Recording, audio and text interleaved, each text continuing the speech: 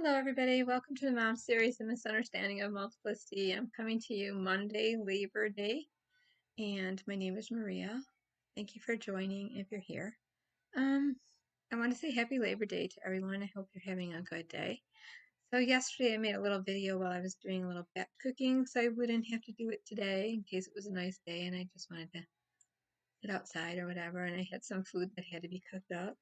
So I shared that video, and it's a really cool recipe for a lighter version of really more of a winter soup, but September, suddenly I go into full on autumn. I'm just into those um, aromas and soups and stews and things. So I posted a lighter version of Zuppa Toscata, the copycat version of the Olive Garden, which I had never really had. I'd never really gone to the Olive Garden but once, and so I didn't even know what it was. But then I realized Zuppa just stands for soup, and it was just sausage and potatoes with kale in it, and some cream and bacon, and like a heart attack in a bowl. Not good for your cholesterol or sodium, right? So I lightened it up because I am trying to watch sodium. So I need to watch sodium and cholesterol. So that lighter version is on my other video, and then I kind of showed you guys how I'm doing on this gift for a therapist that I was in therapy with for over 30 years, who graciously gave me a blanket a throw that had been in his office over a rocking chair that looked just like this, but it was more of a gray speckled yarn with wool in it. Yeah, and I had spilled coffee on it, and when I went to wash it, it made little holes, and I couldn't find the same yarn, and I always felt bad that I couldn't give it back to him. So I have finally learned how to do a duplicate stitch for those little holes, and I found a yarn that's very similar, and I will give him that with a new one for this last class that we have graduated. And I said in the video that I've been in therapy since 1985. Actually, with him, I believe it began in 1980. Yeah, late 1984-5. I've never been a doctor shopper. I've never looked for a doctor that specialized in something, not medically and not psychologically. He just happened to be the doctor that my obstetrician gynecologist, who I stayed with for years and years, said, I think you should go talk to somebody, and he was on the list. And then when I was in college, going to school to become a social worker, my teacher, who was teaching abnormal psychology, I spoke to him one day about an assignment I had, which had to do with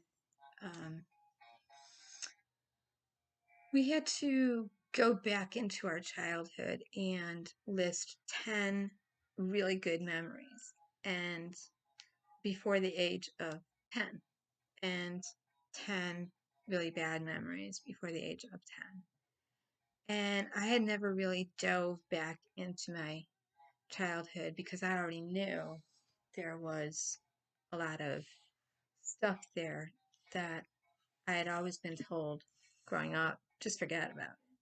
Don't, especially if you just forget about it, right? Can't remember all of it. That's good. Forget about it. My grandmother would tell me that, people would be just like, it's best she doesn't remember. So I took an approach of, I'm moving on. I just got divorced. My kids are blossoming, and I'm going to school and becoming a social worker, right? You guys have heard some of this story before. But what you may not know is that I really resisted the diagnosis of MPD, which is what it was called then. So I was diagnosed in 1986. I'm 62 years old. And it wasn't until 1989 that I really believed it myself, because I landed in the hospital and an entire panel of doctors evaluated me over a 2-week period, along with MRIs, EEGs, all kinds of tests, DES scales, um, DERs, DERs, just all those tests, the Rordash, all the things they do.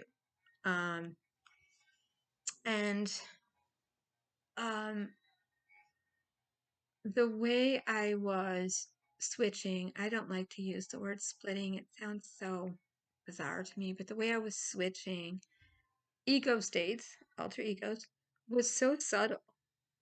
It wasn't like, and I think this is what people miss often. There's two myths. One is that it is so rare. There's only one in like thousands of people that have this. And the other myth is that everyone that has MPD DID is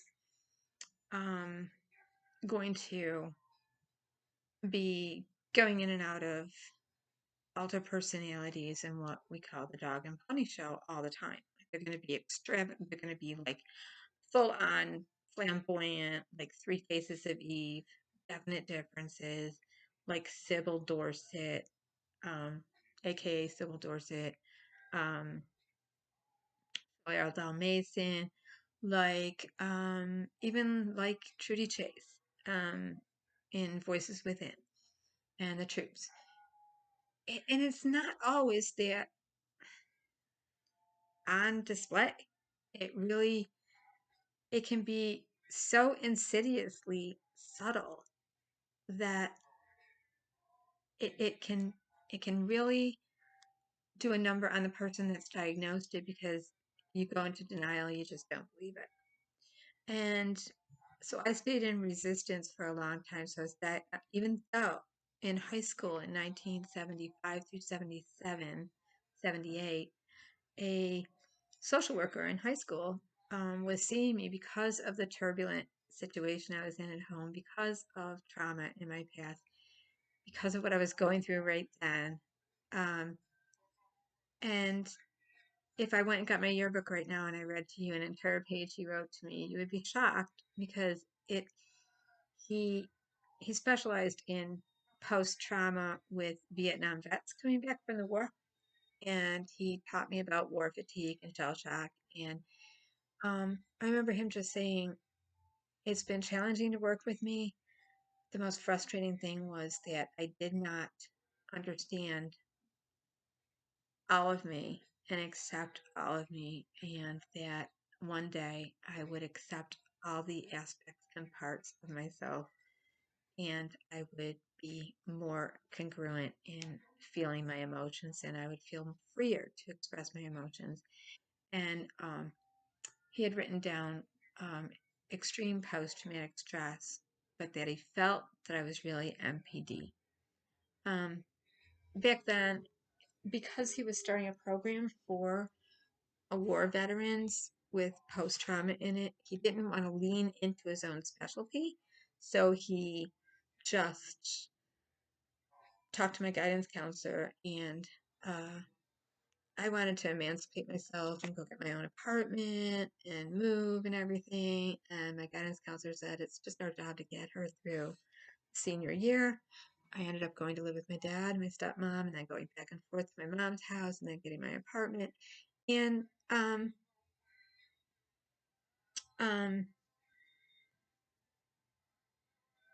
so I knew something was not right, but then life went fast forward and everything went good again. And I got married, I fell in love, got married, had children, and life was beautiful.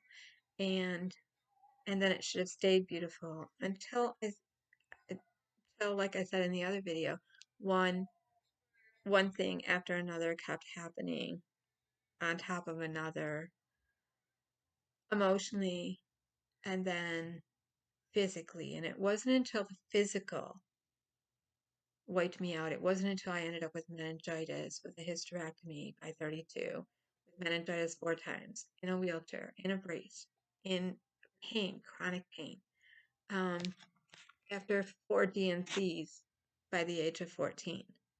So DNCs at 12, again at 13, again at 14 for extreme bleeding. All of those procedures and things, just everything brought me back to a place emotionally that I started having flashbacks and panic attacks. And now I was full on switching subtly, but not knowing it, because I never really had full amnesia. I had gaps in my life was moving fast, and suddenly it slowed down. I was on full go, like warp speed, go. Work this job, facilitate this group, do this internship, do that internship, waitress on the side, 2 different jobs, pay the babysitter, go to night therapy, go to day therapy, go to a weekend retreat for women, get someone to babysit the kids, go to church during the week at night, make sure I'm there 3 nights a week, and Sunday. All of those things, and then family obligations with being sick, and my body just wasn't recovering. I got all kinds of weird diagnoses: Epstein-Barr syndrome, meningitis that men get with AIDS, um, chronic fatigue syndrome, MS,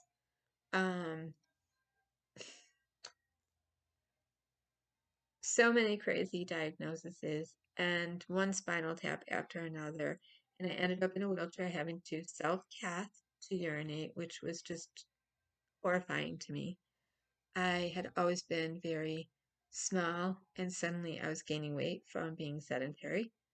Um, I grew up with my mom's and my mom and my grandma, mostly her mom. Her mom was morbidly obese. She was over 400 pounds often, and then down to like 300 and below, and then back up to 400. And I never really saw her eat. So it was very confusing to me. Um, my mother would eat like a bird, and her weight might fluctuate a little bit. She was diabetic. But my grandmother, she was always cooking, but I never really, she might sit down at the table with a little tiny dish, and I never really saw her eat a big amount of food. So I had a weird relationship with food. Um, I'd say my confidence was really low, but going to college and then beginning to work with people in a therapeutic approach really boosted my confidence, and seeing that I could help people make change really spurred change in me. I had been making changes, but then um, for the good, but then to actually see that I could draw on my life experience and help someone else was the best servanthood I could do. And oftentimes I didn't get paid much. You don't get paid much to be a social worker. So within grant writing, casework, child protective, adult protective, preventive, foster care, all that, and emergency services, women and family, teen family team, working with pregnant teenagers. There were a lot of generational things that just kept coming up in all of these families, and um, generational cycles. And because I was going to a very fundy kind of church at the time, I was always of the belief at that time that there were generational curses that were revisiting families. Um, and those needed to be broken through prayer and fasting and stuff like that, right? Um, so I tried to mold the spiritual and what people believed about their own spirituality, and then what I knew about spiritual stuff with um, all the models, all the, Freud, Skinner, um, so many. There were so many. I was very eclectic. And I really appreciated that my therapist was eclectic too. So that's why I made my decision with him. One of the very first things he said is, I am a therapist. And I said, yep, you're a shrink. And he, he said, I like to call myself a stretch. I'm not going to shrink your brain. I'm going to stretch your brain. He never uh, implanted or led. He followed my lead. Um, we explored things together. And he introduced EMDR to me, some relaxation tapes. He learned very quickly that it was very hard for me to close my eyes. And I didn't want anyone else to tap or touch me. I had a hard time looking at him. I used to have to turn my chair away from him. I didn't want him to see any emotion or expression. And these were all things that I went through when I was in high school that the social worker had noticed. So, I mean, even though I knew I had what was called then multiple personality, I didn't want to believe it. And the hardest part was really accepting it. So, really, my children became like little detectives, my daughter did.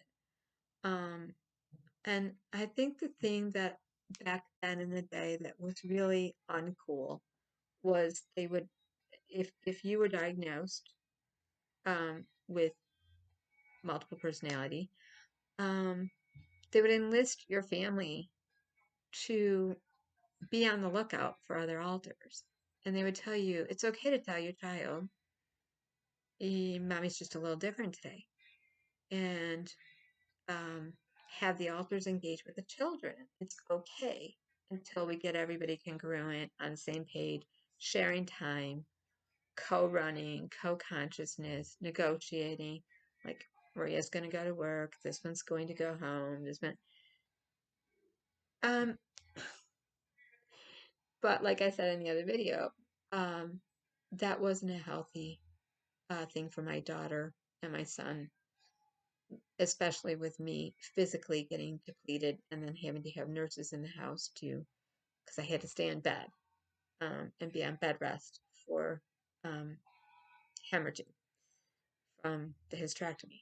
So, I mean, everyone approaches this differently, and I felt bad the other day saying in the video, somebody should tell people maybe they shouldn't have children when they're diagnosed this. I really want to take that back and say that's not what I mean. What I mean is it's not, especially if you're a single mom, um, it's not okay for your child to have to become the seer of who's there today. My daughter actually wrote out, and I have all this stuff for her child psychologist at the time, family therapy. Um, what are the different personalities like? And in her childlike mind at 8, 9, 10 years, 7, 8, 9, 10 years old, um, she would list them and give them stars or smiley faces or hearts and say, I like this one because she's really fun. She wears cool clothes. She's happy all the time. She takes us for ice cream. She likes to go swimming. She buys all the Nintendo games we like. All that kind of stuff, right? She's really fun. Um, and then for the next one, it would be, well, she's really quiet. She just kind of does her own thing, knits, crochets, draws. She just stays to herself. She's kind of okay. And then for another one, well, that one there calls my brother by his proper full name all the time, and she speaks very proper English. And she's very strict, but she doesn't believe in spanking, and she's very religious. I mean, so my poor daughter was tasked by her child psychologist with let us know How have you seen any new alters? And what is their name? And that is so wrong. It is such a wrong therapy. Okay, so I have been very, very dogmatic, I think, and extra sensitive about parenting and letting the kids get to know what some people call the littles or the children in your system. Um, I didn't really ever see the young children in my group system as young but one.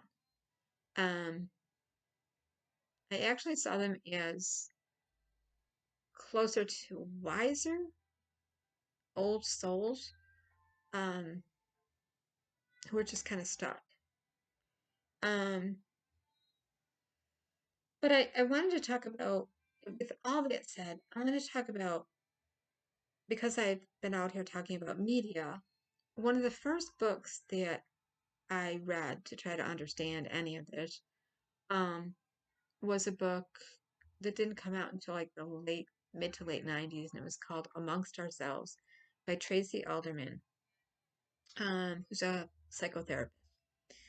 Now, her partner is Karen Marshall, who is also a licensed social worker um, in San Diego. And they co-authored this book because Karen, who had been a social worker for years, had to entered into therapy um, and realized she had MPD back in the day. The reason the name was changed, by the way, and it's kind of important, is there's some people that believe MPD and DID are exactly the same thing, and others that are like, no, it's not. Um, See, people, doctors, psychiatrists, doctors, and clients, patients, whoever self-identifies with their life this way, um, they either see it as an experience that um, of having other people inside of them, and then um, with it being called multiple personality, that breathed life into that thought. With dissociative identity, um, we're talking about ego states. So, um, switching ego states, but by naming them and giving them a meaning in our life now is what makes some people still believe they're actual people. So there's two schools of thought on that. Minus four. There's two schools of thought on that. I'd have to say once you begin to co-run and achieve co-consciousness, that is as good as integration has gotten for me anyways. For a lot of people it does. I'd also have to say as I've gotten older, there's less and less switching. And it doesn't mean they've gone away. I've reincorporated them into being congruent with me, which can sometimes look like um, I'm all over the place. And so a lot of people call that being blendy and swirly and just uh, you're sharing time, space, and your life experience with more than one.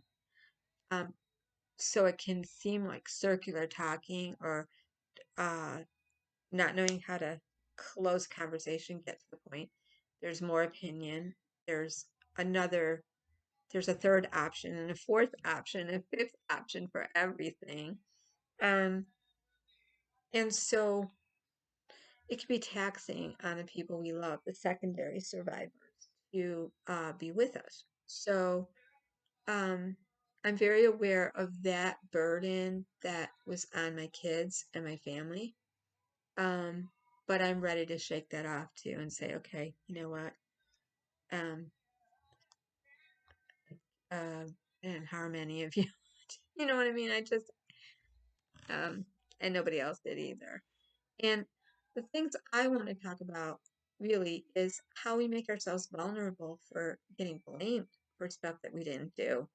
If we hold to this theory that we have complete amnesia between switches, because that is not really that's the extreme. That is not really. If you talk to Dr. I never thought I would be saying his name, but Dr. Clough, Putman, Bronman, Spiegel, any of these doctors who were like the forefathers, Colin Ross, Braun, Bennett, any of them, uh, Carlson, did I say him?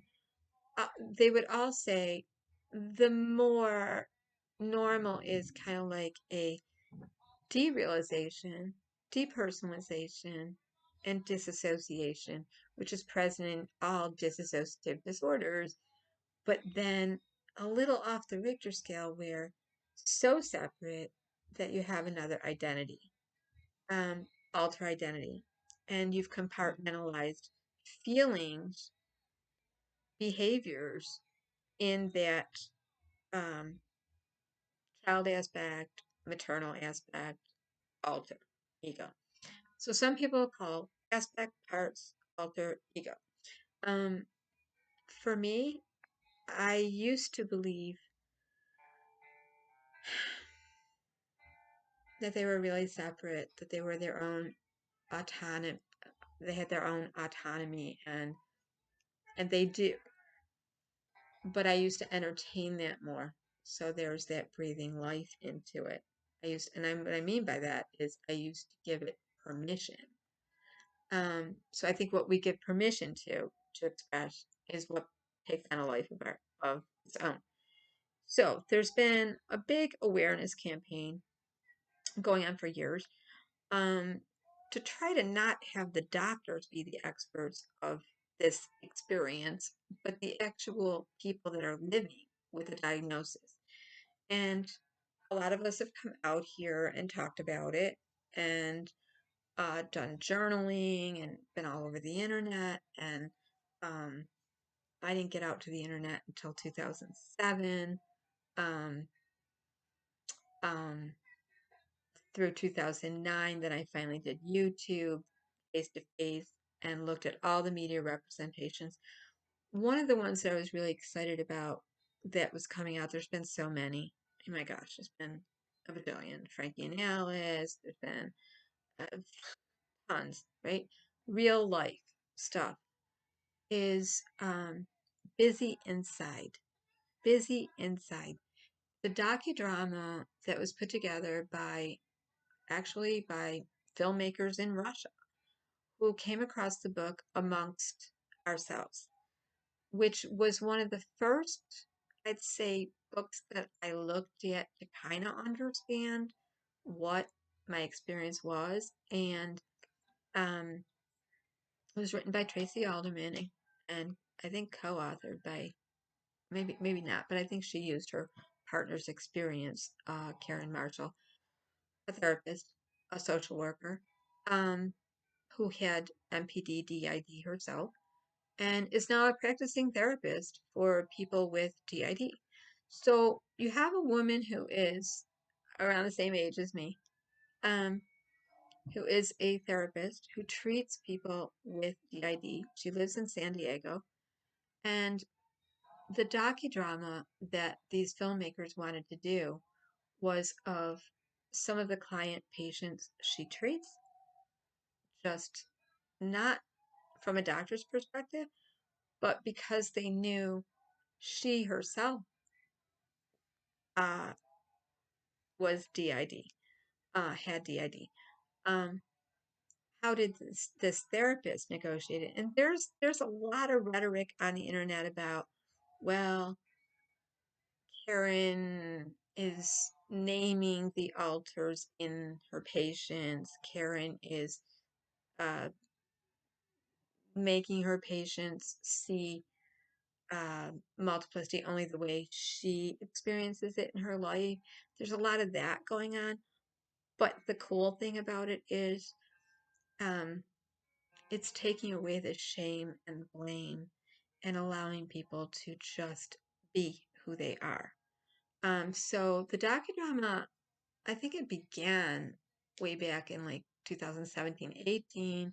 Then in 2019, it was supposed to air like on America Reframed, on Docudrama, History Channel, um, Amazon, all over, and stream.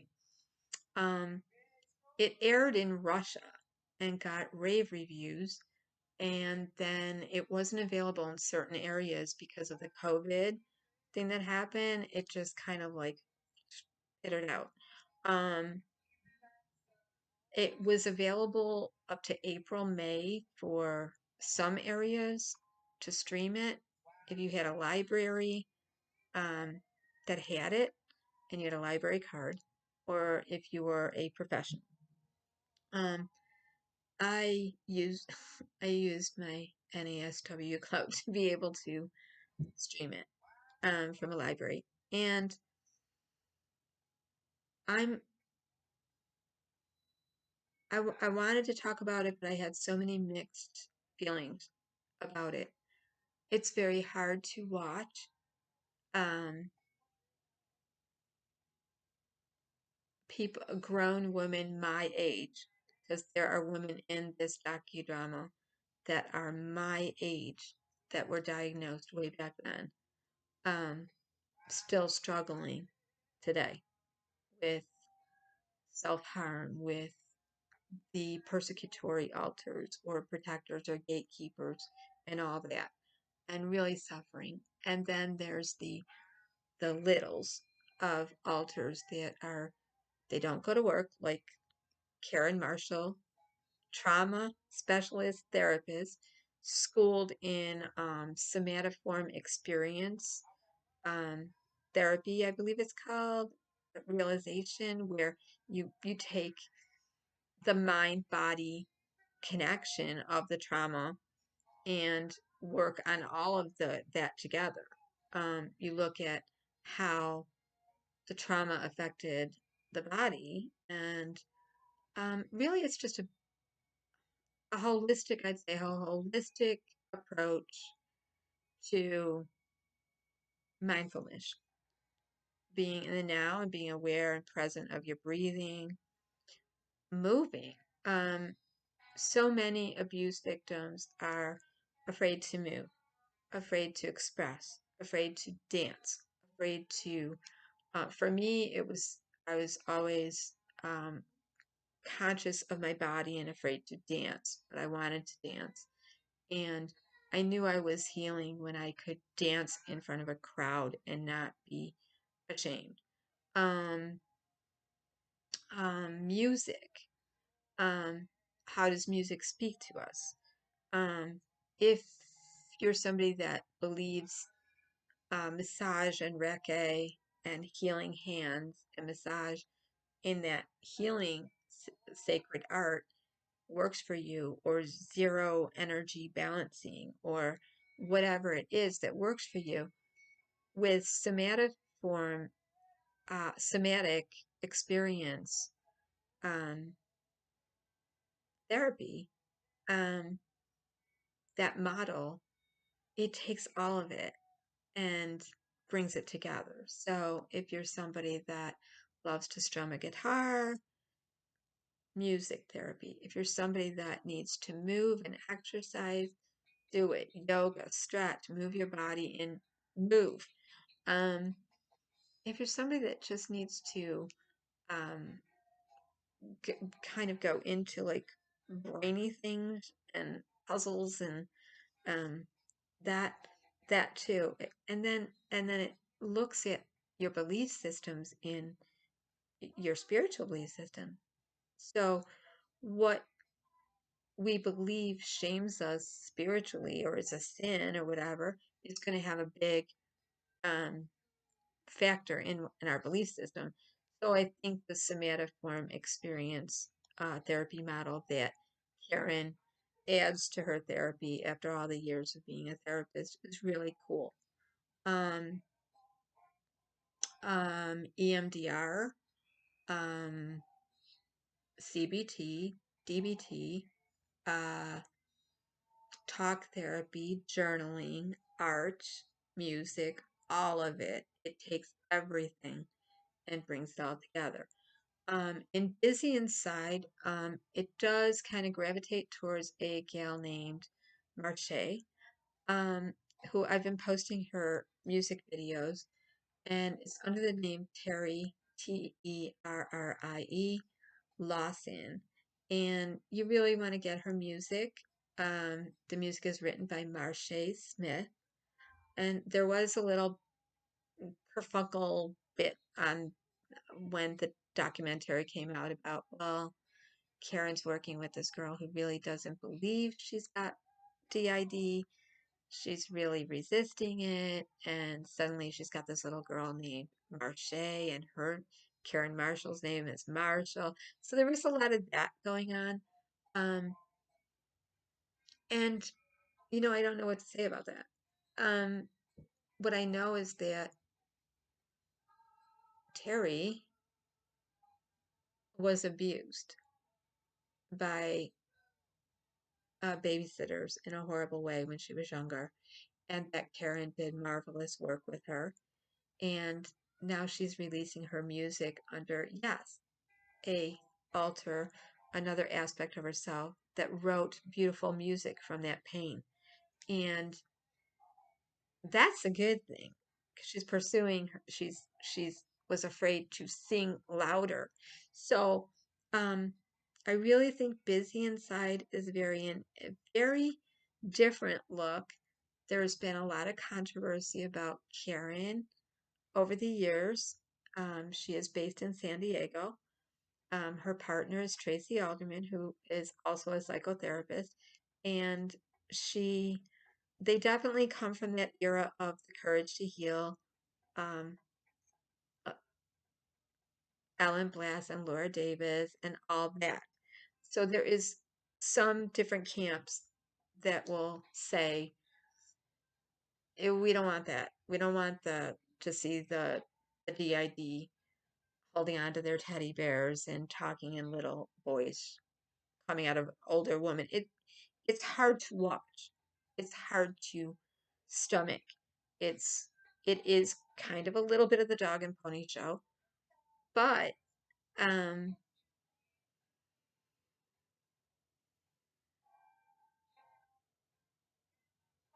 but not for um fame, entertainment, or whatever. It really is to show, look, I got to work all day. I have stresses all day, and when I come home, I don't switch at work, but when I come home, when I'm de-stressing, that's when the children can come out, play, color, do what they want.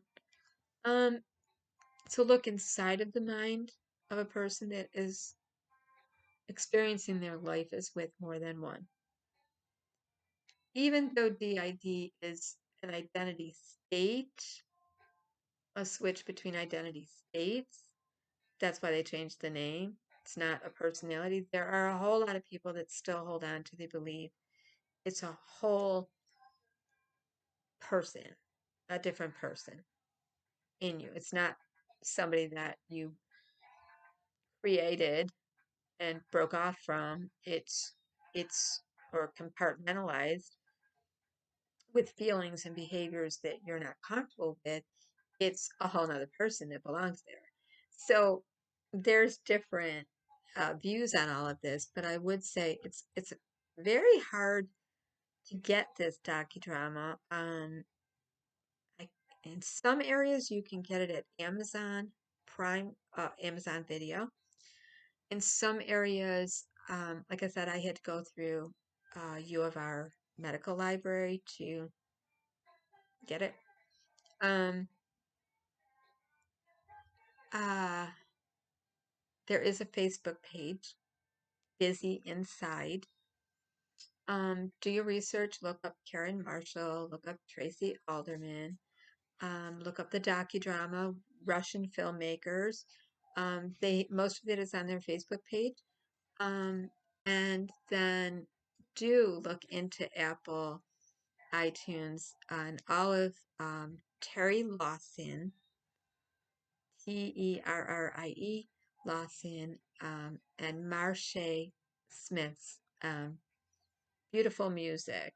The one song you might want to look for on YouTube is Sore Thumb, and then the whole playlist is there. Okay, that's my video. I'm going to go back to making this so I can finally give it to my doctor. And when I see him, it could be like a graduation gift. Like, okay, graduated another class, on to the next chapter of life. He's about 10 years older than me, so we're not getting any younger. And he graciously gave this to me to comfort me when I was in the hospital. A throw that somebody lovingly made him. And I spilled coffee on it and wrecked it, so I've always wanted to make him almost the same kind. So, almost done. Almost done. So, that's my video. And I really didn't mean that people with DID, MPD, I shouldn't have children. What I meant is it's not going to be easy for your children to just get it. It's going to be hard.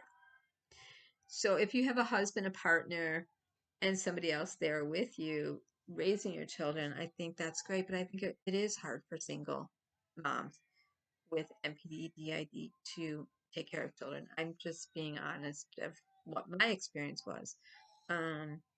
So, and what my children went through. And had I not had my cousins in my life to, kind of say, we can help you with primary care of your kids while you're going through therapy and getting physically better. Because once you start inviting the alter aspects to start, how do I explain it? Once you're given permission by a whole slew of psychiatrists and psychotherapists to get to know them and allow them to be there, because that's the only way you're going to heal. You can do that, but that healing could hinder your children by scaring them, or just not knowing who's mommy going to be today. I remember once Harry Innings Ainsworth, Trudy Chase and the Troops' daughter. She said on Oprah, most of her life growing up, she just thought her mother was very moody. She was hot and cold within a minute, like switching subjects, happy one second, yelling the next. Thought, man, she's moody, right? And then when she found out her mom had multiple personalities, she still didn't really quite think that's what it was. But then she got to know all, or as many as she could, of such a large group. But it wasn't easy for her. And Trudy didn't raise Kari alone. She had her grandmother come in, and Kari's own dad passed away. So and they kept their whole group together. So it's different for everyone. Everyone looks at it differently, but Kari did not grow up unscathed from that. So I'm just saying, if you have all the supports, and I'm specifically talking to Jess now and Gaz, you have all the supports in place. You're doing all the right things. And you're physically healthy. And you have two parents. There are people that can have children. There are people that are lawyers, doctors, policemen, parents, teachers that have DID and MPD, and they function brilliantly.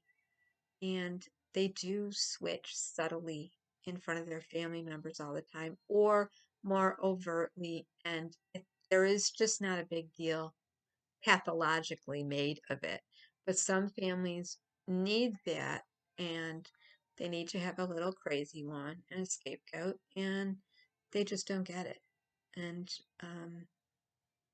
in my family, it was looked at as bad if I switched. Very bad. Maria's stressed out. She's switching. She's switching. Who is there? Tell her to go away. Tell that person to go away. We want Maria back. It was just never really accepted.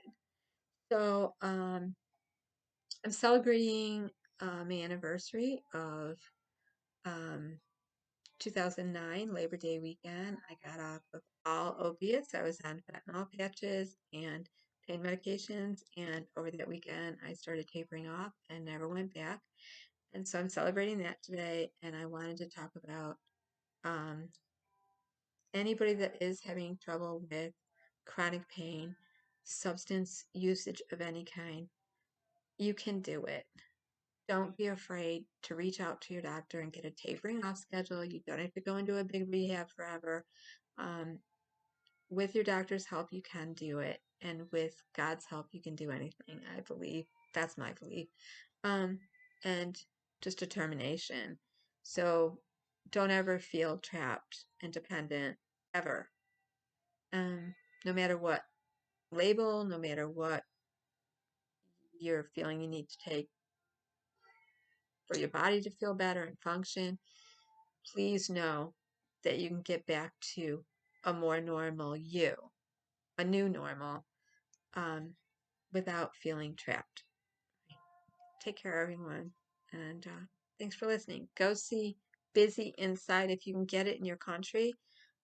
Reach out to Karen Marshall, Tracy Alderman, the filmmakers. PBS had it, public TV had it. I think pretty soon it'll be on Amazon again. But in certain areas, it's like hit or miss. So go take a look for it and go to the Facebook page. Bye bye.